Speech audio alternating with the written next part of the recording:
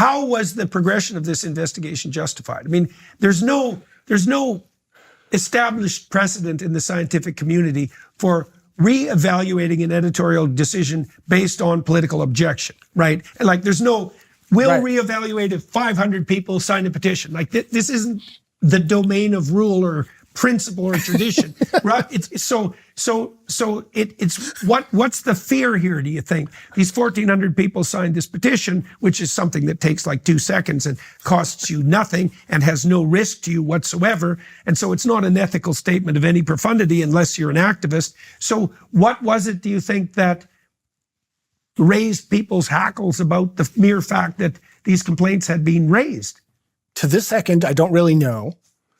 Like from their perspective. Are you willing to speculate? Well, so sure. The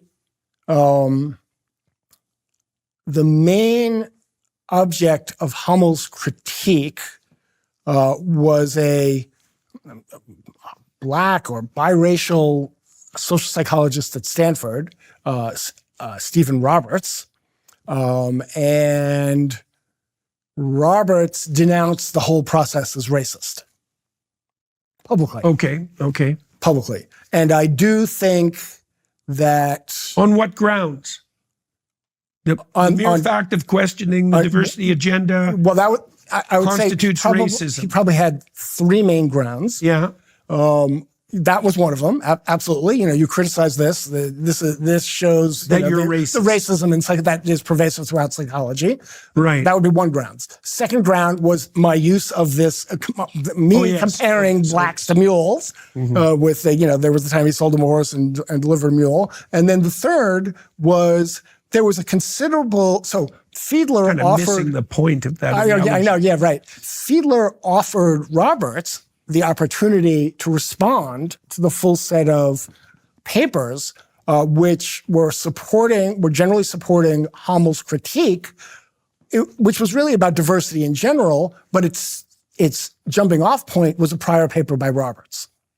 Okay. But he gave Roberts a chance to reply to the critiques. But there was a considerable back and forth between Roberts and Fiedler about whether, when, and how to publish Roberts' response. Okay.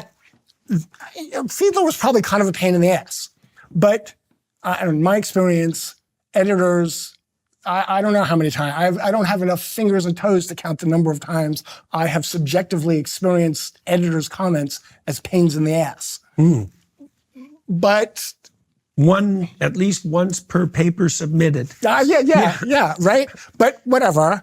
But those were his grounds for denouncing all of us as racist. Fiedler made his life difficult. This whole critique of diversity is a testament to white supremacy pervasive in psychology, and me comparing black people to mules. Yeah, got it. Right, that was the grounds. And you asked me to speculate. I have at best very circumstantial evidence. I may not even have circumstantial evidence. I strongly suspect, I would really like to test this in the lab or in surveys, that liberals, especially white liberals, are so racked with guilt and shame over the bona fide history of white supremacy and discrimination and oppression in the United States, in Europe, and especially in the UK, it's more about colonialism, right? Are so racked with guilt that there is a vulnerability to just believing anything a person from one of these oppressed, stigmatized groups says, denouncing others. Yeah, well, as it's a that kind very of quick and easy way to signify the fact that you're not part of the oppressor camp. Yes, well, has that not been formally tested as a hypothesis? If it has, I don't know. I don't know. To be. Yes, I agree. It totally needs to be. It's something like, from more broadly speaking, is that it's a mechanism of gaming the reputation domain, right? Because obviously our reputations are probably, arguably, the most valuable commodity, so to speak, that we possess. And every system of value is susceptible to gaming in a variety of ways.